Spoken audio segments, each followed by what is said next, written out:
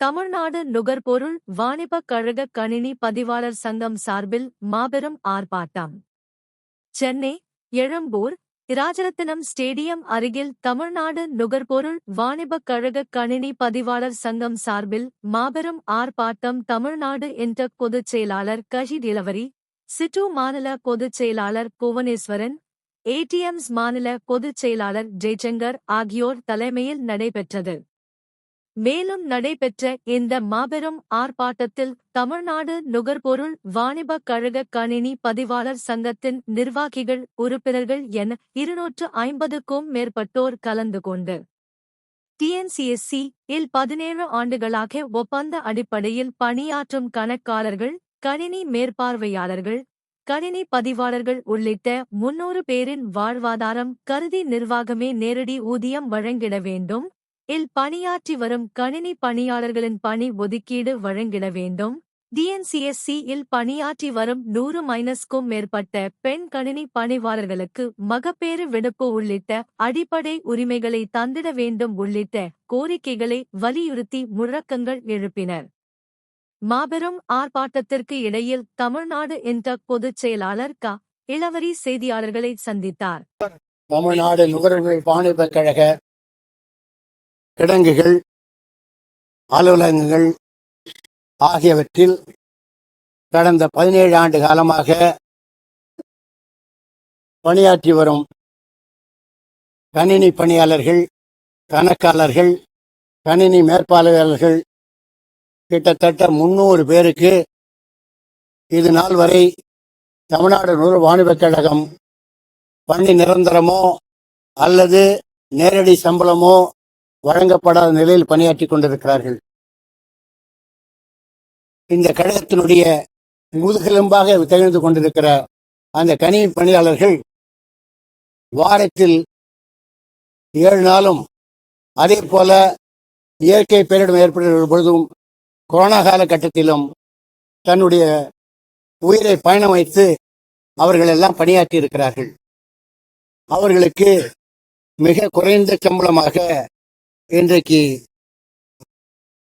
மேற்பார்வையாளருக்கு 24,000-ம், அதே போல கணக்காளர்களுக்கு 23,000-ம், கணினி இயக்குபவர்களுக்கு 13,847 வழங்கப்பட்டு வருகிறது. இவர்களெல்லாம் குறைந்தது பட்டதாரிகள். பெரும்பாலானோர் பிஇ கம்ப்யூட்டர் சயின்ஸ், அதே போல எம்எஸ்சி, எம்ஃபில், டாக்டர் படித்த இந்த பணியாளர்களுக்கு இன்றைக்கு தமிழக அரசும் மத்திய அரசும் நிர்ணயிக்கப்பட்டிருக்கிற அந்த குறைந்தபட்ச ஊதியத்தை கூட வழங்கவில்லை என்பது ஒரு யதார்த்த உண்மை. 17 ஆண்டு காலமாக இவர்கள் போராடி கொண்டிருக்கிறார்கள். அந்த போராட்டத்தை இந்த நிர்வாகம் செவிசாய்க்கவில்லை.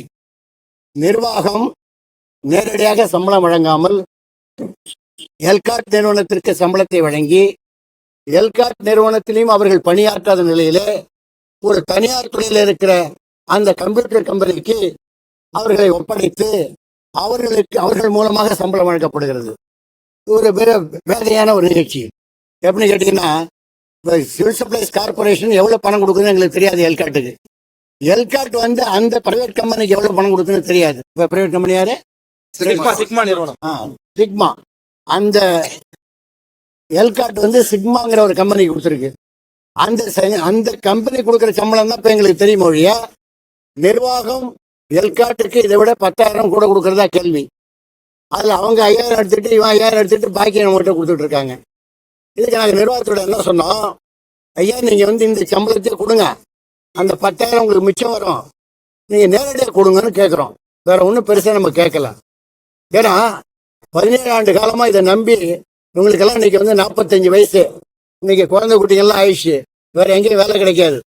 40 வயசுக்கு மேல போனா 35 வயசுக்கு மேல பிசிக்கு, 40 வயசுக்கு மேல ஏசிக்கும் எங்கேயும் வேலை கொடுக்க மாட்டான். இந்த நிலையில இவர்கள் இதை நம்பி வாழ்ந்து கொண்டிருக்காங்க. அது மட்டும் இல்ல, இந்த கணினி இயக்குபவர் இல்லை என்றால் தமிழ்நாடு நுகர்வோர் வாணிபக் கழகத்திலே எந்த விதமான கணக்கையும் முடிக்க முடியாது. கணக்கை முடிக்கவில்லை என்றால் மத்திய அரசுக்கு கொடுக்கக்கூடிய அந்த கணக்கை ஒழுங்காக கொடுத்தால்தான் மத்திய அரசிலிருந்து தமிழக அரசு மானியத்தை பெற முடியும். அந்த மானியத்தை பெற முடியாத நிலையை உருவாக்க வேண்டும் என்றால் இவர்கள் நினைச்சா உருவாக்கிடலாம். ஏன்னா கணக்கு ஒழுங்கா போனோம்னா இந்த கணினி இயக்கும்போது கம்ப்யூட்டர் ஆபரேட்டர்ஸும் அது ஒழுங்கா கணக்கு போட முடியும். அந்த கணக்கு அலுவலகத்தை சமர்ப்பிக்கணும். அலுவலகத்துல இருந்து ஹெட் ஆஃபீஸ் வரும், எல்லா ரீஜன்ல இருந்து ஹெட் ஆஃபீஸ் வரும். ஹெட் ஆஃபீஸ்ல இருந்து நெல் கொள்முதல் இருக்கு. நெல் கொள்முதலுக்கு மத்திய அரசாங்கம் தான் மானியம் கொடுக்குது. முழுக்க முழுக்க நெல் கொள்முதல் பண்றது, அதை சேமிக்கிறது, அதை இயக்கம் பண்றது, அதை அரைக்கிறது, அதை ரேஷன் கடைக்கு அனுப்புறது, அத்தனைக்கும் மத்திய அரசாங்கம் தான் பணம் கொடுக்குது. நம்ம ஒழுங்கா கணக்கு கொடுத்தாலும் அவங்க பணம் கொடுப்பாங்க, இல்லைன்னா கொடுக்க மாட்டாங்க. ஆக மத்திய அரசாங்கத்துக்கு நல்ல அவப்பெயர் ஏற்படக்கூடாது என்ற எண்ணத்தில் இவர்கள் எல்லாம் இரவு பகல் பாராம பணியாற்றுறாங்க. வேடிக்கை என்னன்னு கேட்டீங்கன்னா, எந்த பிரைவேட் கம்பெனியா இருந்தாலும் சரி, அதாவது பிரசவ கால விடுப்பு பெண்களுக்கு உண்டு. அரசாங்கத்துல நீங்க 1 வருஷம் ஆகிட்டான். சாப்ட்வேர் கம்பெனில 9 மாசம் ஆகிட்டான். இப்ப டிஎஸ்சி எடுத்துக்கிட்டீங்கன்னா 9 மாசம் ஆகிட்டாங்க. சில கம்பெனில 6 மாசம் வச்சிருக்காங்க. 6 மாசத்துக்கு குறைந்து பிரசவ விடுப்பு எந்த ஒரு சாதாரண ஒரு 20 பேருக்கு மேல வேலை செய்யற எந்த கம்பெனிலையும் கிடையாது இருக்கு. ஆனால் இந்த 300 பேர் வேலை செய்யற இடத்துல எப்படி 150 பேர் பெண்கள் இருப்பாங்க. இந்த 150 பேரும் பிரசவ கால விடுப்பு இல்லை என்பது மிக வேதனையான ஒன்று. அவருடைய கோரிக்கையில் அது ஒண்ணு பணி நிரந்தரம், 2வது நேரடி சம்பளம், பணி நிரந்தரம் செய்கிற வரை நேரடி சம்பளம், 3வது பணி ஒதுக்கீடு. அவங்களுக்கு பணி ஒதுக்கீடே கிடையாது, எல்லா வேலையும் அவங்க தான் பண்ணணும். உடல்ல 10 ஸ்டாஃப் இருப்பாங்க. அந்த 10 ஸ்டாஃப் வேலையை யாரு பாக்குறாங்கன்னா இந்த கம்ப்யூட்டர் ஆபரேட்டர்ஸ் தான் பாக்குறாங்க. அவங்களுக்கு பணி ஒதுக்கீடு வேணும், அவங்களுக்கு லீவு வேணும், அவங்களுக்கு மெடிக்கல் லீவ் கிடையாது, ஏன் லீவ் கிடையாது, கேஷுவல் லீவ் கிடையாது. ஒரு சட்டத்துல எவ்வளவு தெளிவா இருக்கு தெரியுங்களா? இவங்க இதுக்கெல்லாம் இன்னைக்கு நம்ம கோட் ஆஃப் கான்டக்ட் அமல்படுத்திட்டோம். மத்திய அரசாங்கத்துடைய கோட் ஆஃப் கான்டக்ட் அமல்படுத்தி அந்த அமல்படுத்துற வகையில நமக்கு இன்னைக்கு என்னென்ன சலுகைகள் இருக்கு தெரியுங்களா? நேரம் தான் ஒரு வாரத்துல வேலை வாங்க முடியும். ஆனா இவங்க எவ்வளவு நேரம் வேலை செய்யறாங்க தெரியுங்களா? 60 மணி நேரம் வேலை செய்யறாங்க. இது சட்டத்துக்கு முரண்பட்டு இந்த நிர்வாகமும் அந்த கம்பெனியும் பிரைவேட் கம்பெனி இன்னைக்கு வேலை வாங்கிட்டு இருக்காங்க. இதை தடுத்து நிறுத்தணும். இது போன்ற பல்வேறு கோரிக்கைகளை முன்னிறுத்தி இன்றைக்கு இங்கே நடைபெறுகிற இந்த ஆர்ப்பாட்டத்திற்கு தமிழ்நாடு சிவில் சப்ளைஸ் கார்பரேஷனுடைய தொழிற்சங்கங்கள், இது கணினி ஆபரேட்டருங்கிறது ஒரு கான்ட்ராக்ட் லேபரர்ஸ் இருக்காங்க. பட் நாங்க சிவில் சப்ளைஸ் கார்பரேஷன் ஒட்டுமொத்த தமிழ்நாடு சிவில் சப்ளைஸ் கார்பரேஷனுடைய தொழிற்சங்கத்தை சேர்ந்த தலைவர் இங்கே வருகை தந்திருக்கிறார்கள். ஏடிஎம்எஸ் தலைவர் ஜெய்சங்கர் அவர்கள் வந்திருக்கிறார்கள். அதே போல சிஐடியுடைய தலைவர் மரியாதைக்குரிய நமது புவனேஸ்வரன் வந்திருக்கிறார்கள். அதே போல ஏடிபி சங்கத்தினுடைய சிவன் வர இருக்கிறார்கள். அதுபோல இங்க இருக்கின்ற அத்தனை தொழிற்சங்கத்தை சேர்ந்தவர்களும் அதே போல பிஎம்கே தொழிற்சங்கத்திலிருந்து வருகை தந்திருக்கிறார்கள். சிவில் சப்ளைஸ் கார்பரேஷனில் இருக்கிற அனைத்து தொழிற்சங்கங்களும் இதற்கு ஆதரவு தெரிவித்து இன்றைக்கு இந்த ஆர்ப்பாட்டத்திலே நாங்கள் கலந்து கொண்டிருக்கிறோம்.